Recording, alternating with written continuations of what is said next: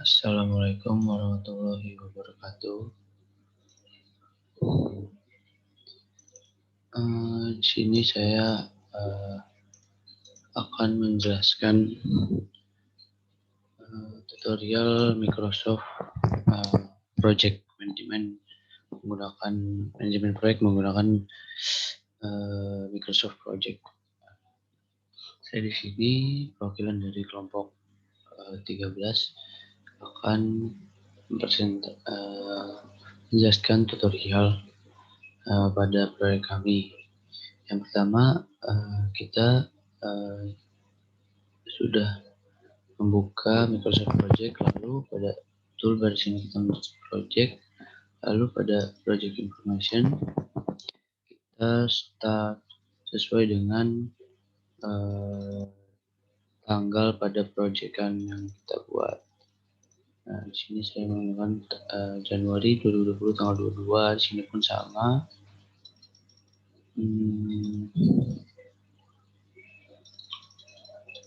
Sama, lalu langsung oke saja. Jika sudah, change working time, yaitu mengubah waktu kerja, option. Lalu di sini kita namanya pekerjaan itu dalam sehari, dari jam 8 sampai jam 3. Lalu istirahat 1 jam jadi 6 jam. Lalu 6 dalam seminggu, 6 kali minggu libur. Jadi 6 kali 6 yaitu 36.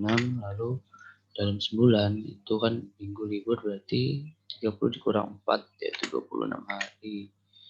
Ininya diubah menjadi desimal, lalu oke. Lalu di sini worksheet, option, detail. Lalu tadi kan mulai dari Senin sampai hari, blok sampai Sabtu, minggu kan libur. Lalu set day, ubah ini menjadi sampai jam 3. Jam 3, oke. Nah, di sini dari data yang sudah kita proyek kita, lalu jadwal ini kita masukkan saja ke dalam sini. Sudah dimasukkan yaitu ini. Nah, ini contoh. Jadi yang sudah kegiatan proyek yang sudah saya masukkan dalam sini. Nah, kenapa ini ada di blok ada tidak itu dari pengaturan dari sini. Kalau misalkan dari level 1 itu di kiri pojok kiri, lalu level 2 di sini dari dari level 2 itu ada meeting, review konsep produk yang ditawarkan, lalu evaluasi itu nanti ada di sebelah kanan. Nah, caranya tinggal memberikan ini, jika pojok kiri ini, ke kanan ini. Lalu untuk durasi itu sesuai dengan yang ada di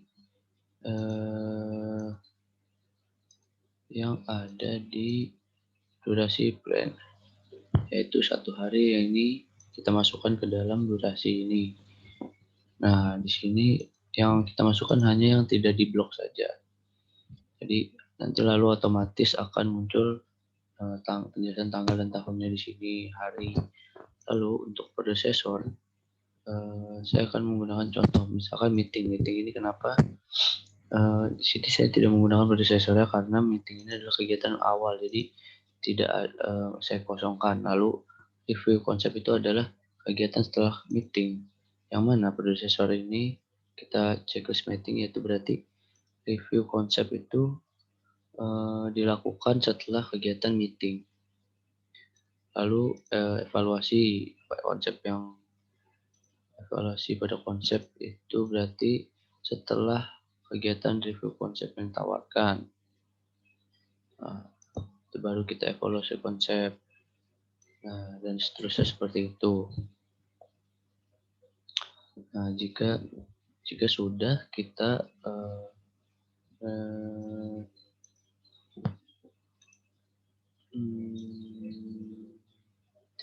melihat gambarnya itu kita tinggal blok saja ini sampai bawah, lalu auto schedule. Nah, nanti akan muncul Gantt chart seperti ini. Nah, Gantt chart seperti ini. Nah, Gantt chart ini biru semua. Untuk mengetahui critical tasknya, kita tinggal jadi klik kanan, lalu show height bar. Lalu sini klik critical. Nah, sini kenapa merah ini?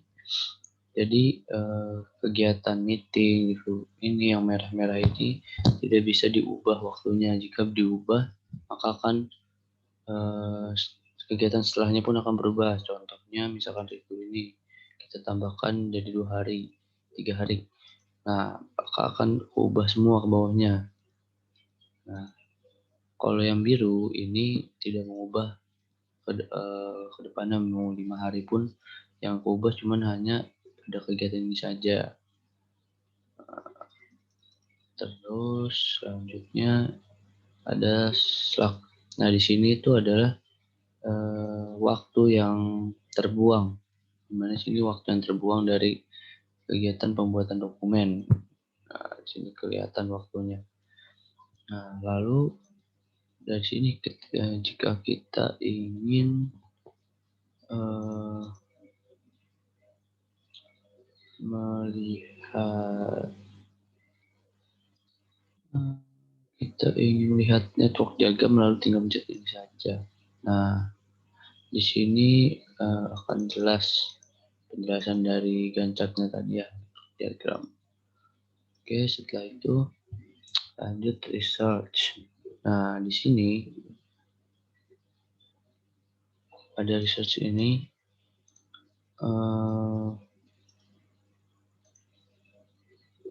ada research. Nah, nanti di sini kita mohon maaf, research lalu. Nah, ini. Nah, di sini kita memasukkan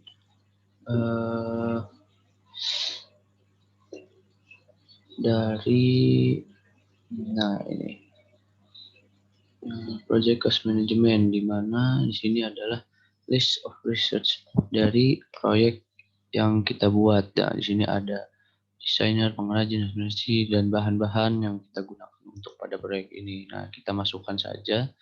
Nah, langsung saja saya sudah punya datanya yang sudah dimasukkan.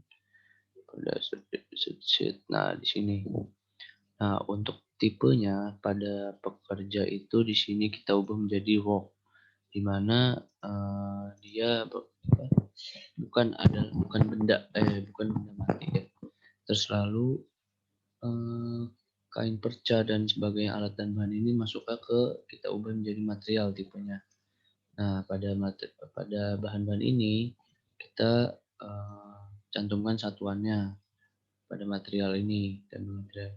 Lalu inisial ini adalah kode atau apa ya? Ya, kode dari research name dari ini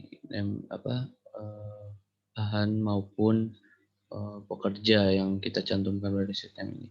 Lalu max di sini adalah jumlah yang kita inginkan. Misalkan jumlah desainer itu ada 3 dalam proyek kita. Lalu di sini adalah gaji per hari. Dalam satu orang, nah itu per hari 200.000, di mana ada 3 di sini, nanti kita kalikan saja 200.000 kali 3 itu ada 16.000, dan begitu pula pada pengrajin ini. Lalu pada ini kita ubah ke pro rate. Lalu untuk pekerja ya. Kalau untuk bahan-bahan itu kita ubah menjadi start. Oke. Jika sudah, kita balik lagi ke